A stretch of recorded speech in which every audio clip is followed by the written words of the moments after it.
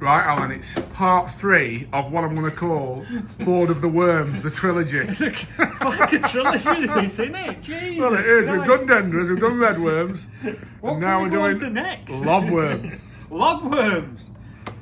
Right. These are quite hard to keep, and these are the old thingy with this one as well. One rotten apple in a cart does all the rest. So when you do keep lobworms, you have to make sure that if you find one deaden in them, straight out and keep checking on them, because each dead worm will kill the rest of them quite quickly as well. So, right, these are out at shop again. Yep. This is not our preferred way of keeping them, but it's middle of summer and we can't get any moss. You know, stag moss, what you grow. Damn, of course, yeah, been that hot, hasn't it? It's been that hot and dry, it just don't grow into summer. But from September, October onwards now, when all plants start dying off and all weeds right back at our shop, it's a beautiful banking with sunshine on it through the day.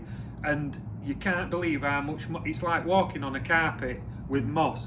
And moss is the best way to keep them, I've found. Yeah, I found the same actually with them. Moss with a few dead leaves and things like that in with them. Few leaves in with them, but moss, I think, is the key. And again, do you just go like with the red worms, a 3-pint tub? That's what I found best in the past. Yeah.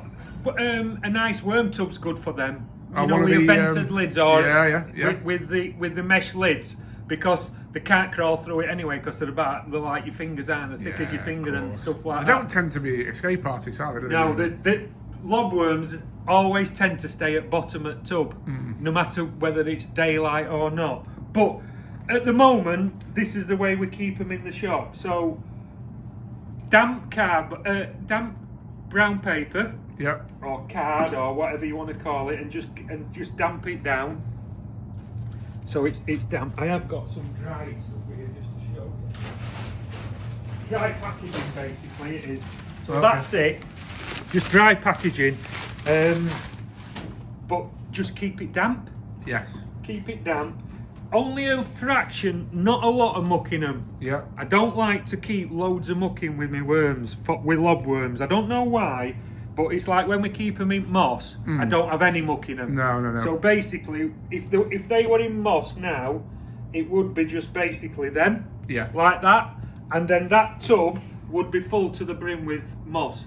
Again, I always, when I collect it, first thing I do is get a big bucket of it, and then I'll run it under the tap like a sponge, let it soak wet through, get a really good squeeze to get most of the moisture out of it, but then the tub is just filled up, so I take that muck out of there basically like that. So that would then be full of moss, and my lobworms would be keeping in it. And again, if you keep them like that and in one of them ventilated bait tubs or something like that, as long as you keep a check on them and keep taking any what look like they're dying or are dying, make sure they come out, because they will kill all the other ones. But again, you can keep them for weeks and weeks if you keep looking after them like that. And as I said, it don't take a lot of work. Once a week in your garage, just have a little inspection. If moss is drying out a bit, just give it a damp down, just pull the moss out, run it under tap again. It's a bit of a squeeze. Dennis White, I'm sure it's Dennis, used to put in with his cornflakes. No. I'm sure it were cornflakes or dried porridge oats. I've heard of porridge oats with him. I've heard of that, yeah. And the light leaves, because obviously they come up out of the ground and they do drag leaves down back into the holes and stuff like that. But all I do basically is, if you can get hold of moss is the best way. Now, it's a fortune if you go by any front garden centre. So have a good look around any old fields or hedgerows or stuff like that, and just get yourself a big bag of it, and then just keep it in garage out of the sun again, and just keep it tied down, and it'll keep for months like that. But that's my best way of keeping things, and I don't think it'd hurt if you chucked a few carrots in with them either as well. But that's it. I think. That Lovely. covers How it. to Keep Lobworms concludes the trilogy of the worms by the Lord of the Worms, Alan Taylor. There will be another worm in this. The worm will return. The worm will return.